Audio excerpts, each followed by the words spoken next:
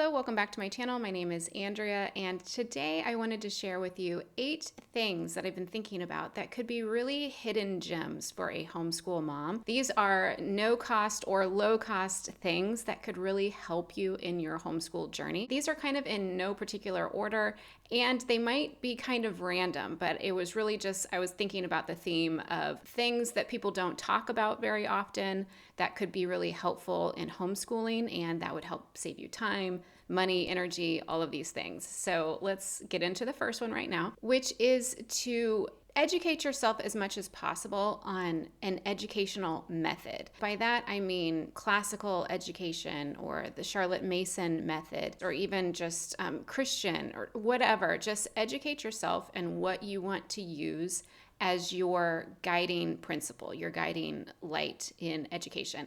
And actually, the more you research that, the more specific it will get and the more concrete it will get in your own mind. And having a method that you approve of and that you want to kind of submit yourself to will save you so much time and energy in the long run on not switching from this curriculum to that curriculum or taking this wild leap one year into this wild leap the next year, because it really just narrows your focus. For instance, I think that, look, all of us, when we first start even thinking about homeschooling, we have probably most of us just come from the public school world. And so that's the only image that we have in our mind on what school should look like. And so just you are going to start researching things and you're going to hear things. Oh, what's Montessori? What is, whatever. I would just encourage you to kind of go down those rabbit trails and figure out, oh, Montessori is great, but this is why I'm not going to do that. Or Charlotte Mason is great, but this is why that's not going to work for us.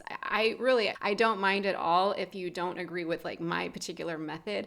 I'm just encouraging you to get one because you're not going to be distracted by the shiny object of like, oh, this is making this method look really great. But if you've kind of already researched that and you know why that's not for you, then don't worry about that. That actually leads us into my second tip, which is don't forget your husband in this whole experience. I truly think that your husband is a hidden gem in your homeschooling journey. And I think that oftentimes he can kind of get left out in the cold on your plans and your philosophy of education if you don't kind of keep him in the loop. Ask him what his thoughts are, if he has any ideas on what an education should look like for your kids, and then also find ways to include him in the homeschooling process. So like my husband has a big job, he works long hours. I'm doing 99% of the homeschooling. But on the days where he is off work or he is home, I'll save math for him because that is kind of his thing. Or sometimes I'll ask him, hey, are there any books that you really want the kids to read? Are there any activities that you feel really strongly that they should be involved in? And to make this like truly a family culture thing. And also I want my kids to see their dad as their educator as well, not just me. Okay, I think my third tip is just a quick one, which is if you are doing the Charlotte Mason method of a classical education, even if you're not using Ambleside Online as your kind of spine or your guide for how you're putting together what you do every day to educate your kids, it is just such an abundant resource of information. And like I said, when you have a philosophy that you are grounded to, it saves you a lot of time. And so the Ambleside Online website was put together by a group of women who have been doing this method and researching this method and writing books on this method for just years and years and years. And it's filled with other parents who are using this method who have contributed to it. So I really find that when I kind of am not sure about something, be like, how am I supposed to teach Shakespeare or Plutarch or whatever, that website is free and it just has so much information that even if you're not using it as your core, it's a free resource. So I'm all about the free resources. Use it. My fourth tip that is a hidden gem for homeschool moms is to try to also prioritize your personal learning. This enthusiasm for learning or for researching a particular topic, it just extends to your kids as well. I've just noticed that if I'm reading about a particular subject, my kids are just interested in it because they want to know what's going on. If you're looking at your phone, They want to know what you're looking at. If you're reading a book, they want to know what it's about. The saying of more is caught than taught. I don't know any better way to teach an enthusiasm for just personal learning than to show it, than to do it myself. And so if part of my goal is to make my kids lifelong learners and lifelong just people who are excited about learning new things or gaining new skills, I have to do it too. I have to show them that I'm learning how to knit, and this is frustrating, but it's also really cool. That's just a little hidden gem that if you're not doing that and not showing that I would just recommend that you do that. Number 5, now we kind of get into some more like very specific tools that I use that I think that you might not know about. So I'm looking at my phone here. There is an app that is free that is called Serial Reader. Let me see if I can open it up for you. It looks like this when you open it up. And what the creator of this app has done is taken books off the public domain and broken them up into bite-sized chunks into, let's say, 5-minute little reading sessions, and it will be sent to you every day. So if you sign up to be like, you know what, I would like to read, let's say, Pride and Prejudice right here. You can finish Pride and Prejudice by reading it in 9-minute chunks every day for 40 days or 40 issues. And you'll be done by August 20th as of today. Today's July 11th. So what I like about this is, I don't know if you've read the book Plodductivity by Douglas Wilson, but he talks about just have big goals, sure. And those big goals can be broken down into just little bits, day by day. Day by day, you're getting something done. You're reading 5 pages. You're reading 5 minutes worth of War and Peace. Well, you know what? In 10 months, if you do that, you will have completed War and Peace.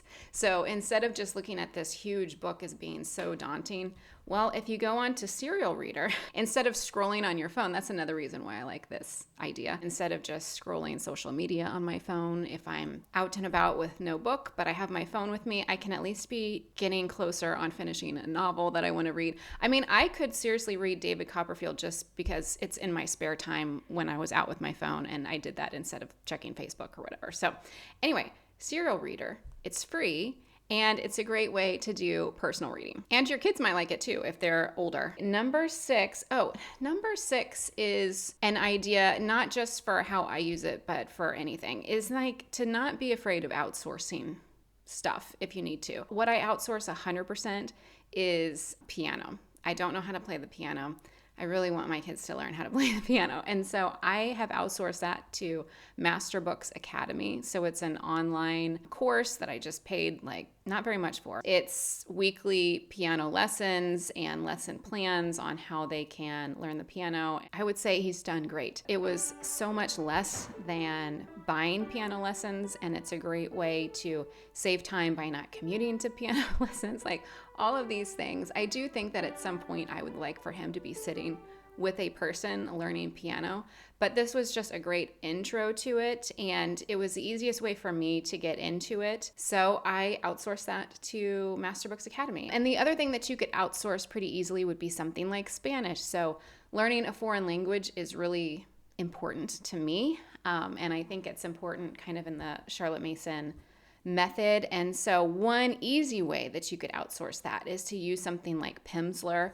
Pimsleur is a great, wonderful, wonderful language learning application that you can have, and it's just completely audio based, which, if you ask me, is the best way to learn a language. Learn it like how we learn how to speak English, through our ears and then out our mouths, not with our eyes. So using Pimsleur has been wonderful. It's been I use other things as well. I use Getting Started with Spanish, and I use Speaking Spanish with Miss Mason and Francois. But you could just start by only using Pimsleur. And so then you don't really have to worry about it. You can just kind of set them loose on their lessons and do one a day, or however much you want. They are 30-minute lessons, so they're a little long. You could break them down into 15-minute chunks to do it every day. That's probably something that I would recommend to get started on. But yeah, you can totally outsource stuff like that. So that's what I will outsource at this time. There might be other things in the future that I would outsource too, but to look at things that if certain classes align with your method and with your with your philosophy to just go ahead and try them out. Okay, number 7. Let me grab a book to show you what I'm talking about on this. I recently discovered this as a wonderful way. You can see that a lot of my tips are how to do more reading in a more organized fashion. And I am so sorry that I'm starting to sweat like crazy because I live in England and we do not have air conditioning and it is like 95 degrees outside. And I had to turn off all of my fans. So I'm going to try to wrap this up as quickly as I can. One recommendation, like a hidden gem of knowledge for homeschool moms, if there's just so much reading that you want to get to, both personal and reading ahead for your kids' schoolwork, stuff like that, is to break it up into page counts, like how Charlotte Mason did for students, but to do it for yourself as well. So I've been really wanting to read this John Adams book. And so what I've done is I've put little notes on, okay, I need to read to this note today. And then I read to this note the next day. And then I read to this note the next day. And so again, with that kind of problem of you're staring at this big, huge book. Well, just start to divide it up. And you're going to get through it. And actually, you'll probably get through it quicker than if you hadn't, because this gives you these very digestible pieces to be like, okay, look, I don't have to think about finishing this book. I just have to get from this tab to this tab. So that's all that I really need to do. That's also a great way to get through the, that's where I heard of this, because I was doing the, what's it called? 30 by 20 by 20. Gosh, now I can't think of it. On the Scholé sisters, they do that reading challenge. Anyway, and so somebody was saying that they did that. So that's where I got that. And then my last recommendation, this is another app.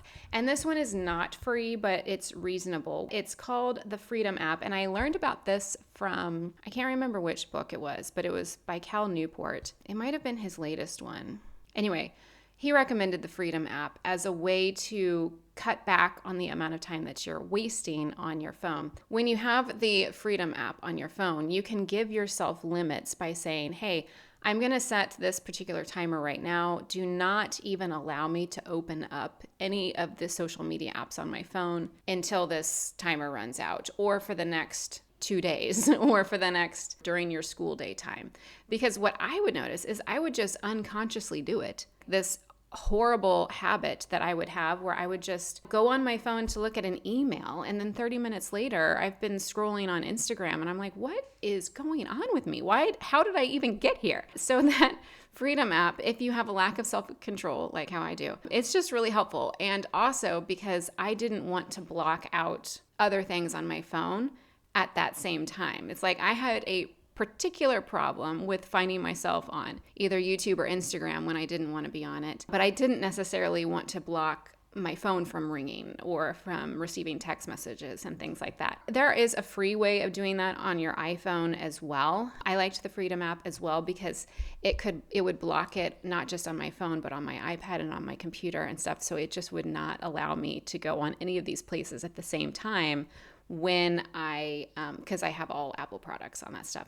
So it really did help a lot. And I do feel like I save a lot of time by using that app. Like I said, Cal Newport recommended it in his book, and he even gave some anecdotes on people who have written books have actually acknowledged, like in the acknowledgments of the book, and thank you for the Freedom app for giving me the time to write this book, because that's how much time we waste on these devices without even really thinking about it. So those were my 8 little hidden gems of information, wisdom that might help you as a homeschool mom in particular. If you have any, let me know down below, not just for me, but for everybody else who is watching this video. I would really appreciate that. And I will see you in the next video. You know what, as I'm starting to edit this video, I realized that I forgot to tell you about my trip to Wales, because I mentioned in the last video that I was going on this vacation in Wales. We live in England. And yes, I have my fan on because it was just getting way too hot in here. So we went to Wales. We went to this little teeny tiny town called Tenby on the coast, and it was so beautiful, so perfect, picturesque, cliffs with beautiful beaches, so nice and relaxing. But the interesting thing is on the way back, we went through Cardiff, which is the capital city in Wales, and there is Cardiff Castle that my son was very familiar with from documentaries. His favorite documentary ever is called Great British Castles. And so he knew all about Cardiff Castle. He was very excited to go. While we were there, what was really interesting was how classically educated the main guy that built this castle was, and how he had his children educated at home. What was really unique and interesting to me was going into the children's nursery area. And this was back in like the 1800s. And so in the children's nursery, they were educated here, and they were very specific that it was the father who decorated the nursery. And the nursery was decorated with images and names of Aesop and Chaucer and Shakespeare and Bible images and Greek mythology images and all of these things. And at the very front, it was this image from Greek mythology about humility. Since they were very wealthy, he wanted to also make sure that they were very, very well educated, but with that also comes this humility. I just thought, wow, he was really giving his kids this classical education that back then was just education. But he himself was known to know how to speak like 20 languages, and he learned all of the biblical languages and ancient languages and Latin and all of these things. And I asked the tour guide, I was like, how did he learn all these languages? And they're like, we just don't know. And all I'm just going to say is this, like a little intro. I am reading a book that is, at this point now, like 130 years old, about language learning. And this book, the method in the book, it makes it very possible to learn a language in about 4 months. And so I'm just curious. I haven't finished it yet, so I'm not going to share with you exactly about it just yet. But I'm very interested in language learning and just acquiring any language, and why it's so difficult in the way that we educate today, and why, let's say 100 years ago, people were able to educate themselves and teach themselves 20 different languages. Like, how is that possible? So I'm just going to throw that little tidbit out there on something to look forward to, on something that I'm learning about right now that is really unique and interesting, and I will be sure to share with you along the way. But Wales was wonderful. It was it was just magical. It was just a great little getaway with the family. So I hope you are enjoying your summer. And now I will see you in the next video. Bye.